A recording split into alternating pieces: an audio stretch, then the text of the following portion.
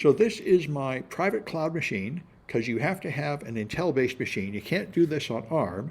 And we're going to use Dot Net Reflector to reverse a .NET app. So first I'm going to download this file, which I think I've already done. Let me look in my downloads folder. Yeah, I've already downloaded it. Let me remove these two things I don't need anymore. Delete. All right. So I download this file, ed331.1.exe, and this is a .NET executable. So first we'll just run it to see if it works. If you run this, it's the password, enter, same thing as before. You put in A and enter, it says fail. And I think if you put in top secret, it's exactly the same thing as what we just made, I think. Top secret, enter, and you win. Yeah, so all this is that app you made in the previous project. But we're going to take it apart to see how this thing works. Here it is running in a .NET runtime, which is included by default with Windows. All right, so now we're going to install Reflector. Unfortunately, you're only getting like a 15-day trial of Reflector. So be aware of that. You can only run it once on each virtual machine. If you use up your trial, you have to try another virtual machine. So I already installed it yesterday. So I'm still within my trial. And now we can load the app in Reflector. So I launch Reflector. .NET Reflector is here. And there it is. And for some reason, it opens a whole bunch of stuff by default. Now here's the app. Before I'm going to remove this. Close assembly. No. I wanted to, yeah, I think I did succeed in removing. All right, by default, it opens with all this system stuff in there. I don't know why, but it's there. And then you have to open your app to analyze it with File, Open Assembly. And then go to your downloads and open this file, ed331. And now it will add it in to the bottom. There it is, Windows Form App. All this is system stuff we don't care about. Here's where the Form App is. And the same thing's true of Java, by the way. It's a tree-structured directory full of objects. So here's the Windows Form App. Here's the Windows Form App. And here's the form. And so here's the button. Button click, there you are. This is the button click method, and here's the code, which we put in before. You saw it before. This is where if text box is top secret, print win, else print fail. So this is a thing to be aware of .NET apps is you basically have source code. This is the C# source code we added. A compiled C program would not have access to the source code, but .NET you do. In fact, this is viewing the program in C#. You can view it in other languages, like Visual Basic. It'll show you Visual Basic source code. It doesn't matter. Or you can go to the intermediate language here. This is the intermediate language for that thing. And there it is. And notice this number doesn't count up evenly. 0127C11. This is the location in hex. And some commands are longer than others. So here's something that loads the string top secret.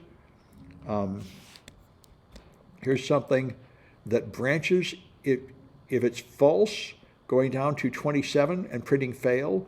But if it's not false, it goes here and prints win. So you can sort of, even though you don't know these exact commands, you can see what's going on. Here's the string.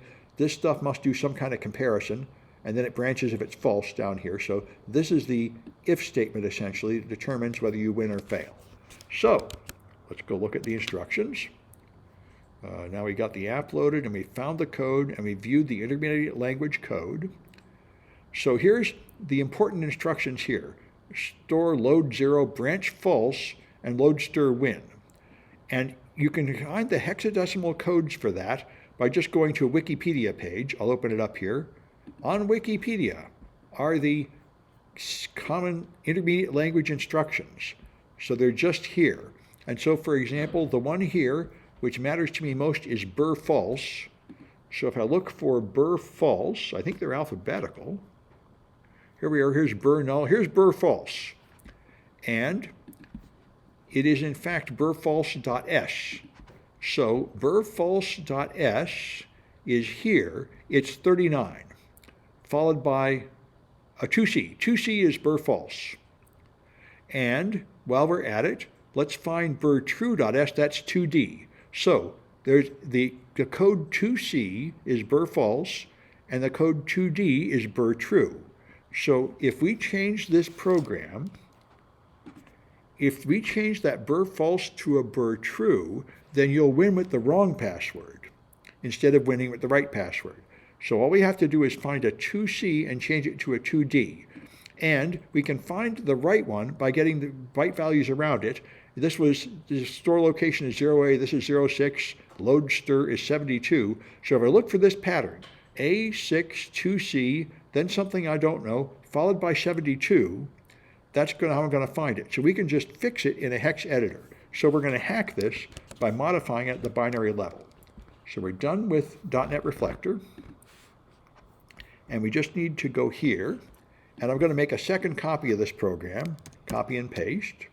All right, and the copy I'm going to open in HXD. So our good old hex editor we've been using a lot in this class. I'll open the copy. Okay, and now I just want to find that pattern of bytes.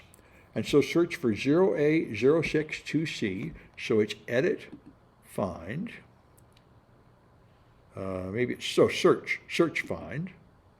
And you want to go to hex values, and now search for 0A, 06, 2C. All right, and I found one. Then there's a 72 after it, and that's what I wanted. Remember, we were looking for that pattern, 0A, 06, 2C, then a byte I don't know, and then a 72. So if I found the right one, then all I have to do is change that 2C to a 2D, and it will change this into something where you win. So I just type 2D on top of it. It turns red to show me I've modified it. Then I just save it and close it. And now the modified app should be easier to play.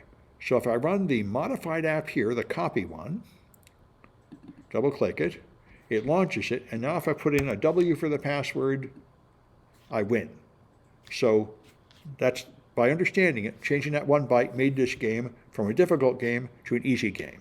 And so that's a procedure you can use to hack into .NET apps.